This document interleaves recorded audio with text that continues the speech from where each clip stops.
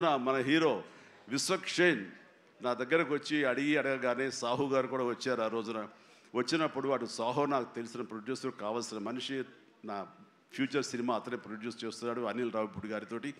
And డెఫినెట్గా వస్తాను, అయితే ఏ రోజు అనేది ఒక్క నాకు ఇవ్వండి అని చెప్పేసి టైం తీసుకుని 24 hours తర్వాత ఇది చేయడం జరిగింది. అండ్ మరి ఐ థింక్ ఆ మధ్యలో ఎవరు ఏవి ఇక ఆ కాంపౌండ్ ఈ కాంపౌండ్ అంటారని నేను అనుకోను. ఇక ఒకటే కాంపౌండ్ అంతే ఇండస్ట్రీది. That's it.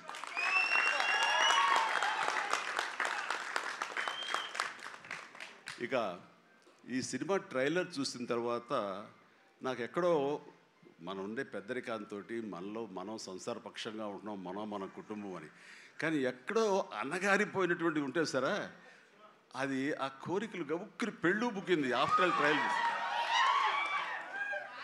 మనిషి కొంచెం మోటుగా ఉన్నాడు, ప్రౌఢలాగా అనిపిస్తున్నాడు, కానీ గ్లామర్ తగ్గలేదు, కసుక్కని అనిపిస్తున్నాడు.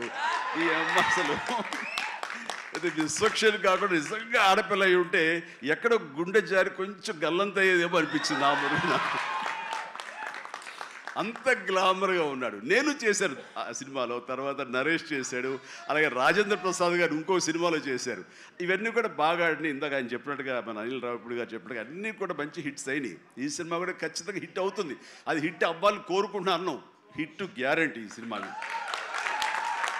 అంటే ఒక హీరో అంత రగ్గడగా, అంత టఫ్గా, అంత మొరటగా ఉండే మాస్ మనిషి అంత నాజుగ్గా నవనవలాడుతూ ఛాన్స్ దొరికి పక్కన ఉండుంటే కనుక బుగ్గ కొరికే అనిపించే అంత ఫీలింగ్ ఉంది. అంటే అండ్ డెఫినెట్లీ ప్రతి వాళ్ళు ఆ కోరిక తీర్చుకోవడం కోసంగా, చూసుకుంటూ ఉండడం కోసంగా వెళ్తారని అనుకుంటున్నాను. ఖచ్చితంగా వెళ్తారు, ఆనందిస్తారు. అండ్ విశ్వక్షేణ్ అటు మాస్గా చేశాడు, ఇటు క్లాస్గా అమ్మాయిగా రాణించాలా బాగా చేశాడు. అండ్ కథాంశంలో రామ్ నారాయణ డైరెక్టర్ చాలా ఎంటర్టైన్మెంట్ తోటి కామెడీగా ఉండేలాగా మొత్తం చాలా బాగా చేశాడని సాహు వాళ్ళు చెప్తుంటే కనుక ఎక్సలెంట్. ఈ రోజున అది కావాలి.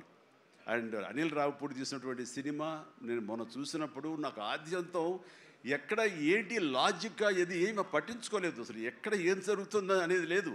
మరి మన పెద్ద ఆయన ఏం రాశారో తెలియదు, కానీ దాని మీద రివ్యూస్ ఎలా ఉన్నారా? ఆయన ఏం రాస్తారో నేను చూడలేదు, కానీ నా లాజిక్ అది పట్టించుకోకపోతే మాత్రం ఆద్యంతం సినిమా నేను నవ్వుతూనే ఉన్నాను, ఎంటర్టైన్ అవుతూనే ఉంది. వెంకటేష్ గారిని వీళ్ళంతా చేశారు. అదే రీతిలో ఈ సినిమా మన రామ్ నారాయణ గారు అదే రకంగా తీస్తారని చెప్పేసి ఎక్కడ ఊపిరి సలుపుకొనివ్వరు, ఎక్కడ లాజిక్ ఆలోచన పెట్టనివ్వరు, బ్రెయిన్ ఉపయోగించనివ్వరు. కేవలం హృదయంతో ఈ సినిమా చూస్తూ ఈ సినిమా ఆద్యంతం ఆనందంగా ఉంటుంది, ఎంజాయ్ చేస్తారని అనుకుంటున్నాను. అండ్ విశ్వక్షేణ్ ఖచ్చితంగా ధైర్యంగా ఉండి ఏం కాదు, ఈ cinema block buster. Ram Narayana God bless. And తర్వాత